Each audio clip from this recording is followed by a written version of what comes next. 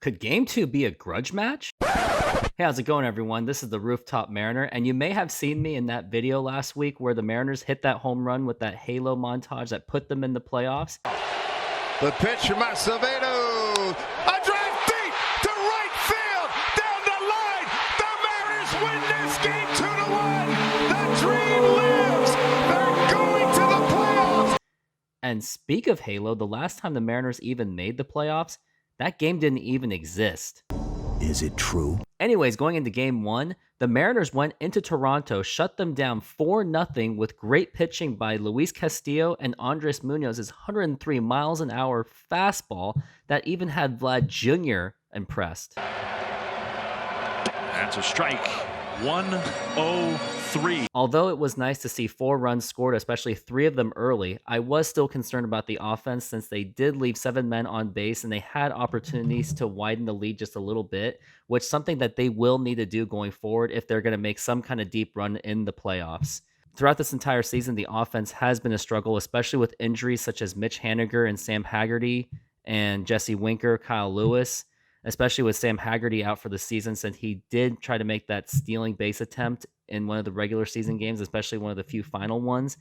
And also we've seen some underperformance of Jared Kelenic, and although he did contribute a little bit in September after he got called up again, especially after being called up and down over and over again, we do need to see him step up in the playoffs so he could contribute, because next season could be that put up or shut up kind of situation.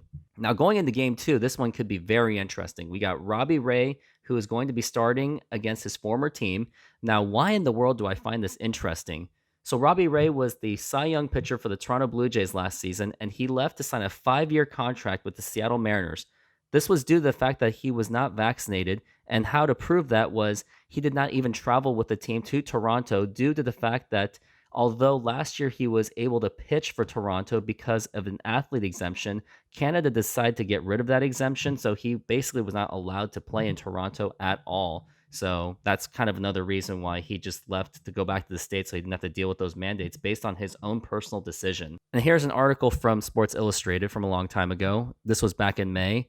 After manager Scott Service indicated multiple players would not travel with the team to Toronto over the weekend, and this was due to the fact that these players were not vaccinated. Now that Robbie Ray is allowed to pitch in Toronto, I do expect a little bit of a hostility from the fans, as they could be a little bit petty that a Cy Young Award pitcher did leave Toronto for Seattle, and maybe some could be petty that he also didn't take the vaccine as well. Now, who's pitching for Toronto? It will be Kevin Gausman, who was brought in to replace Robbie Ray since he did leave. Now, he did pitch against the Mariners previously in Toronto back in May with a 5-1 defeat, and in his postseason experience, he gave up 4 runs against the Dodgers in his last postseason experience, and this was his only time he started. But either way, with these past factors, I still expect to be a very competitive game with Robbie Ray pitching against his former team and the Blue Jays having to get some little bit of revenge from game 1. But we'll see how it goes, and hopefully the Mariners can win this one and take the series and go to Houston. He on its way, and it is gone. Cal Raleigh adding to his legend with a